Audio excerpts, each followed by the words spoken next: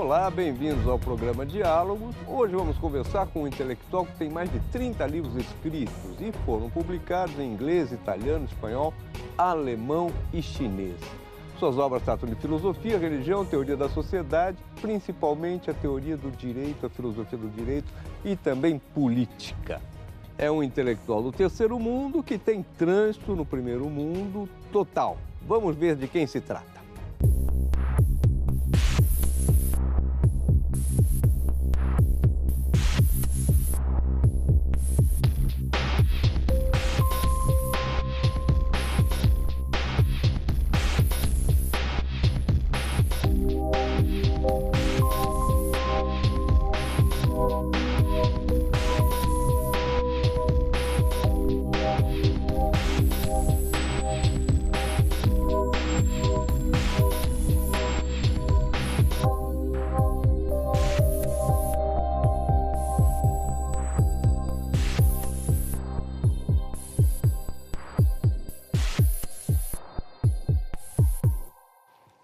Estamos aqui, então, com o Professor Unger, como ele é conhecido lá fora, é o nosso Mangabeira. Todo mundo aqui chama o senhor de Mangabeira.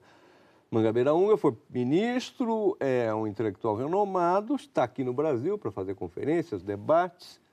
Quais as perspectivas do governo do segundo mandato da presidente Dilma, professor? Nós estamos vivendo o final de um ciclo.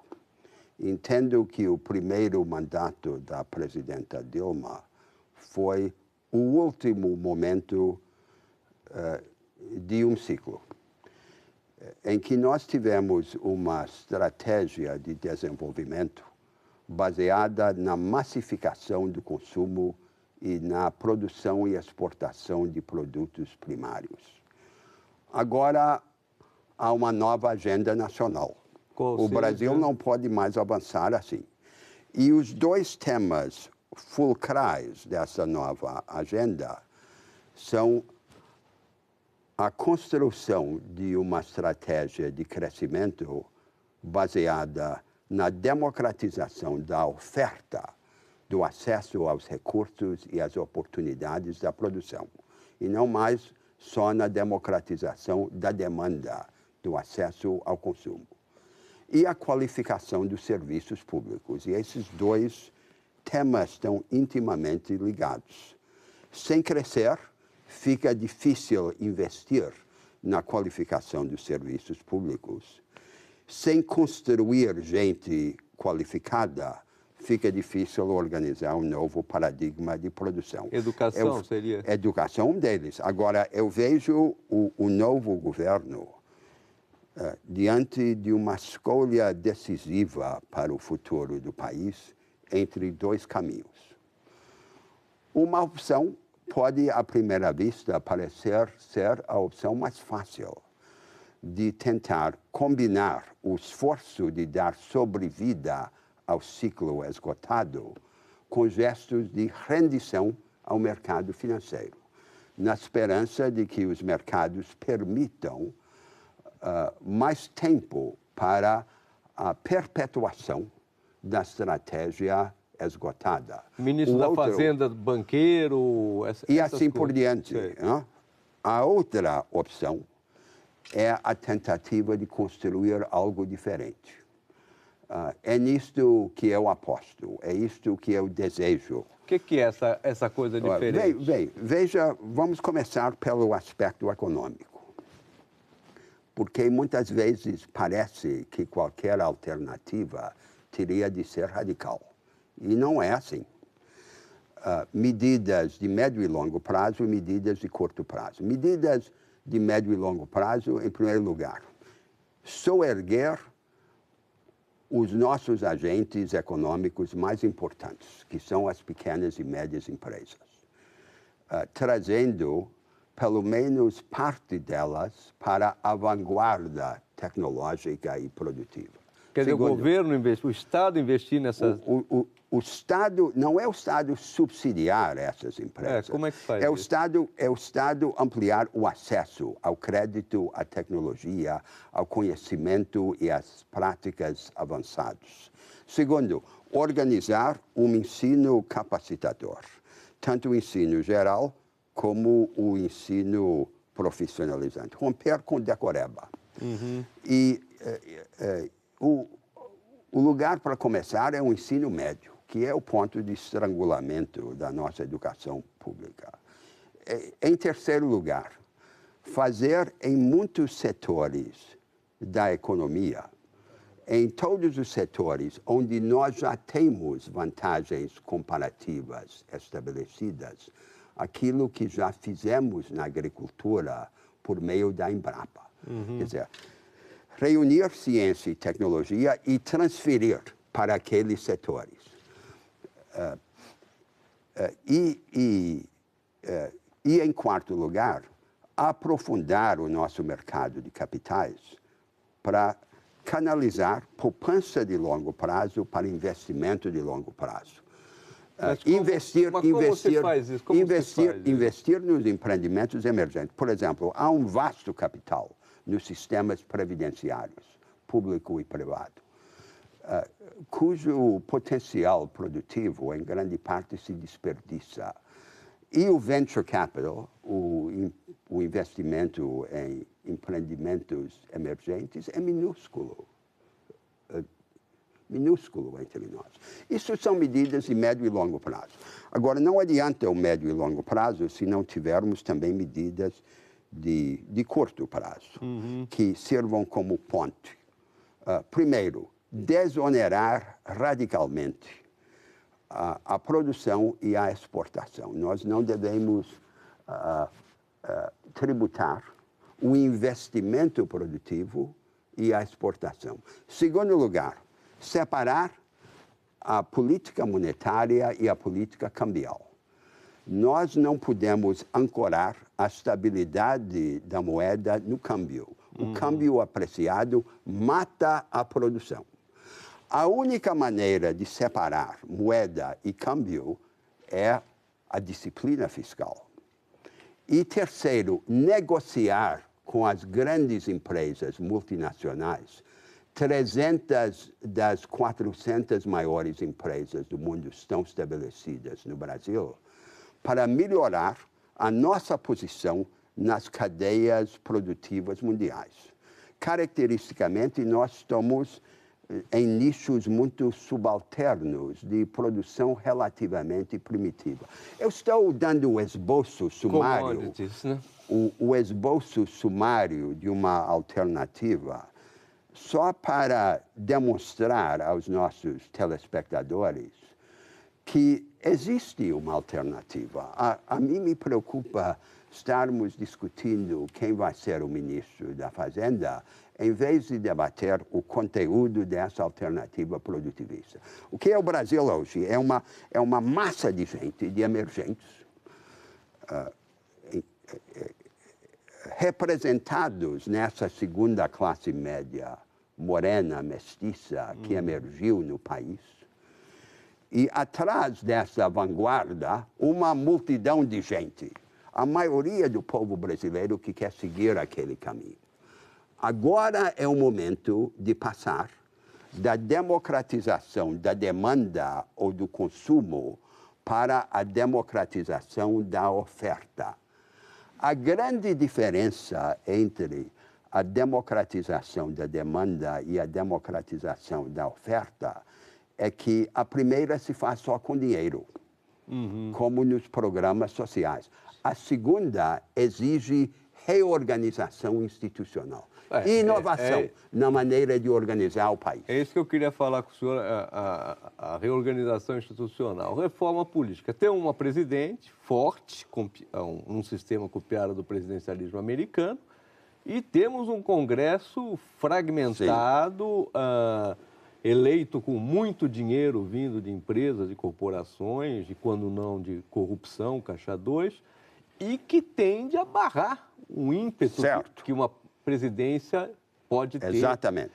Como é que se faz essa reforma desse sistema? É o sistema que copiamos dos americanos. Como é que se faz? O presidencialismo deles, o federalismo deles. O presidencialismo americano foi desenhado deliberadamente por Madison para inibir a transformação política da sociedade. O presidente é eleito, sobretudo num país desigual e dividido como o nosso, prometendo mundos e fundos à população. E encontra no poder um sistema que faz com que o presidente seja forte para agraciar ou castigar os interesses, porém fraco para transformar. O sistema foi desenhado para isso. Uma parte da elite política quer substituir esse presidencialismo americano por um parlamentarismo.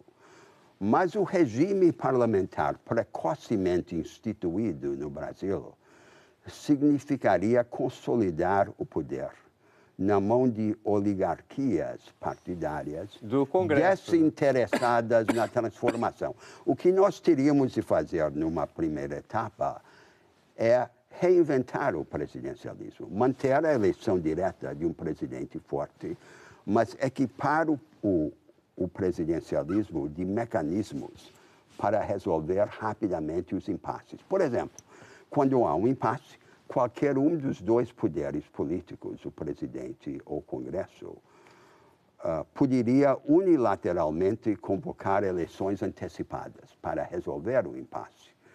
Porém, as eleições sempre seriam bilaterais para os dois poderes, de tal maneira que o poder que exercesse a prerrogativa constitucional teria de pagar o preço político de correr o risco eleitoral. Estou dando só um exemplo. Mas será que é possível que esse Congresso faça uma reforma séria? Não, mas aí é o outro ponto a que eu queria chegar.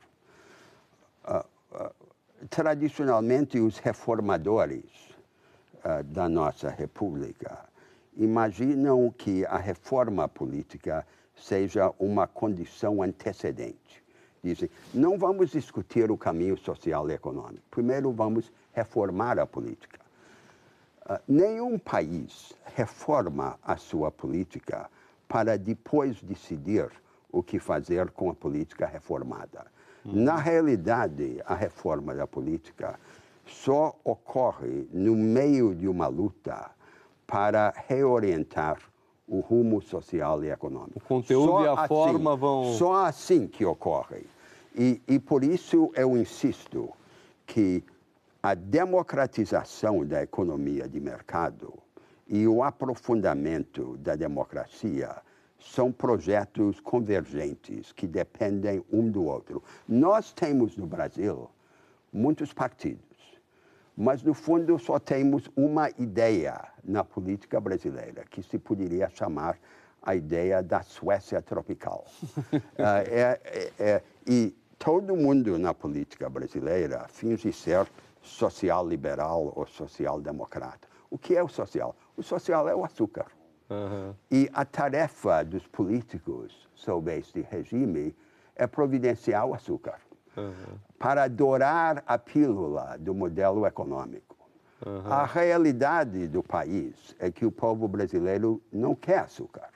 O povo brasileiro quer instrumentos e oportunidades. Quer botar para quebrar, quer agir, quer construir, quer criar.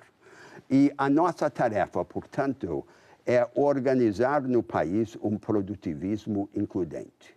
O aprofundamento da democracia, a criação de uma democracia de alta energia é o complemento e não a condição anterior desta democratização do mercado. Nós vamos agora fazer um rápido intervalo e já voltamos aqui com o professor Mangabeira Unger.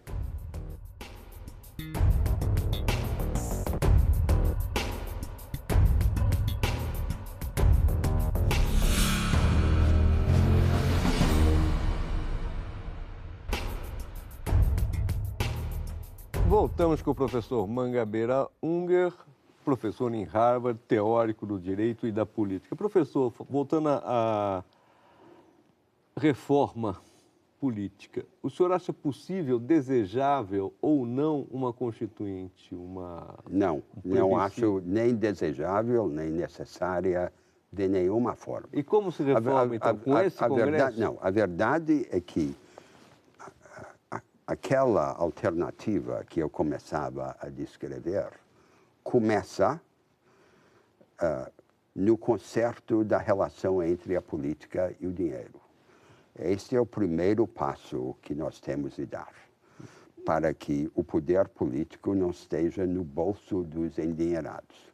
É, portanto, a reforma do sistema de financiamento eleitoral, a organização do financiamento público e a contenção do financiamento privado, sobretudo do financiamento empresarial. Esta é a fonte maior da corrupção episódica que existe na política brasileira. E o que mais deveria ser feito? Ainda no combate à corrupção, o que mais poderia ser feito? Este é o ponto principal. Agora, eu tenho sustentado que, contrariamente ao que pensam a maioria dos nossos compatriotas, o Brasil não é um país sistemicamente corrupto. Não é verdade. Se nós compararmos o Brasil aos outros grandes países de renda média, os países continentais em desenvolvimento, nós somos, de longe, o menos corrupto deles. Ao contrário do que imagina muita gente no Brasil. O senhor está falando de China, Rússia, Índia? Sim, de todos eles e de mais outros. Nós temos um problema de corrupção, porém são problemas localizados e problemas que nós poderíamos resolver, pelo menos em parte, pela reorganização do financiamento eleitoral. Esse não é o nosso maior problema. Qual é o nosso maior problema é outro. Quer dizer, eu descrevia no início da nossa conversa o nosso maior problema como agora o esgotamento desse ciclo de crescimento econômico que teria de ser substituído. E eu exemplifiquei medidas que seriam primeiros passos de uma alternativa. Porém, é preciso entender que este problema é a manifestação circunstancial de um problema maior e mais duradouro no Brasil. O Brasil é um caldeirão de energia humana que fervilha, de um dinamismo assombroso que brota de todas as partes, que vem de baixo.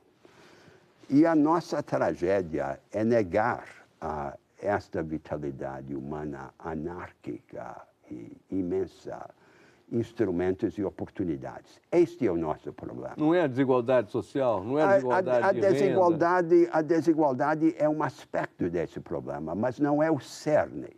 O cerne é o desperdício da vitalidade humana. Este é o cerne. Como é que um país, que é como se fosse a encarnação da vitalidade, trava a maioria da sua população e condena milhões de nossos compatriotas a vidas pequenas e humilhantes. Este é o nosso problema.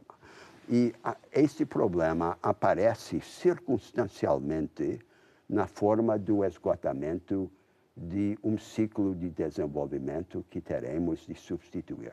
Para isso é que teremos de inovar nas instituições. Veja a comparação entre o Brasil e os Estados Unidos.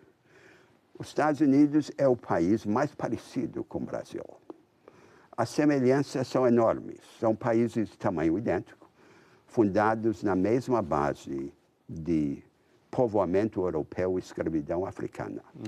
Dois países religiosos e pluralistas.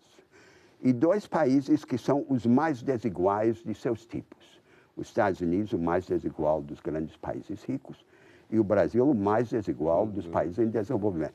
No meio dessas desigualdades tremendas nesses dois países, a maior parte das pessoas continua a julgar que tudo é possível. Mas temos também diferenças, e entre essas diferenças, a seguinte: a cultura pública dos Estados Unidos vive sob a sedução de uma ilusão, de que os americanos descobriram, no momento da fundação da sua república, a fórmula definitiva de uma sociedade livre, que tem que ser só ajustada de tempos a tempos sob a pressão das crises. Nós cometemos um pecado igualmente grave, porém inverso, que é o de não acreditar em nós mesmos. As nossas instituições não são nossas. Elas são todas copiadas ou importadas. inclusive importadas dos Estados Unidos. E como roupa emprestada não nos serve. Mas resta o caso que os Estados Unidos é o país mais rico da Terra, é uma potência imperialista. E nós somos um país pobre então, ainda. Vamos seguir o exemplo dos Estados Unidos, porque é muito revelador para nós. Na primeira metade do século XIX, houve dois grandes movimentos que construíram os Estados Unidos. Em cima, um projeto de desenvolvimento mobilizador, em que o ideólogo era Alexander Hamilton. Abrir estradas, ferrovias, canais, abrir a fronteira, feito por cima, pelo Estado. Era como se fosse Juscelino Kubitschek multiplicado por 100. E embaixo, os americanos, em pelo menos dois setores cruciais, democratizaram a economia de mercado. Não regularam a economia de mercado.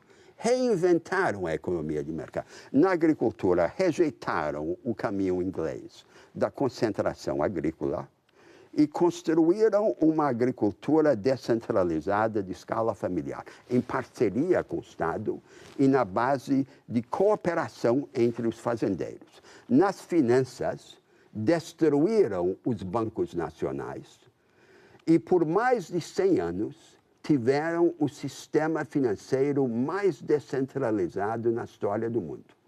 O banco só podia operar num único estado da federação. O que é que eles estavam fazendo? Não estavam regulando o mercado, estavam inventando um tipo de mercado que não existia antes. É isso que eu quero para o Brasil, em escala muito maior, não seguindo o conteúdo desses exemplos, porém o método.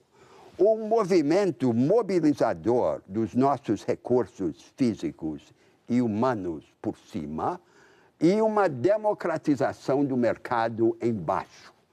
E para isto é que nós temos de fazer o que raramente fizemos na nossa história nacional, que é inovar nas instituições. E a provocação para cumprir esta tarefa é agora a necessidade de substituir a estratégia de desenvolvimento econômico. Tá certo, tivemos aqui uma aula apaixonada. O professor Mangabeira Unger tem um livro chamado Paixão e ele tem essas ideias muito diferentes, quer também romper esse bloqueio intelectual que existe hoje no Brasil. O Brasil está travado. E um país que representa vitalidade não pode estar mais travado. Quem quiser acompanhar as ideias do professor Mangabeira Unger, recomendo que leia os livros dele. Saem aqui no Brasil pela editora Boitempo, estão à disposição nas boas casas do ramo. Muito obrigado, professor Mangabeira Unger, pelas suas palavras, pela sua entrevista.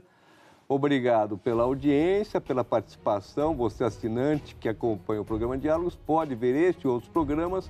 Acesse só a Globo News Play. Nós voltamos na próxima quinta-feira, às 11 da noite, ao vivo aqui na Globo News. Até lá!